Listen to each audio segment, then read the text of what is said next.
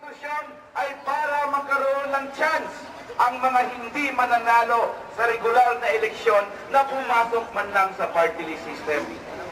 Ngayon mga kasama, hindi pa tapos ang lahat. Nananawagan kami na huwag hayaan ang ganitong kalagayan. Hindi maaring ang mga katulad nila Presidente Aquino o Presidente Arroyo na ayon sa bagong desisyon ng Korte Suprema ay pwede na palang tumakbo sa party list system basta sabihin lang nilang makamamamayan ako. Paano irepresenta ng malalaking kapitalista ang mga manggagawang kanyang tinutugha? Paano mairepresenta ng malalaking Panginoong may lupa ang mga magsasakang ninakawan niya ng lupa?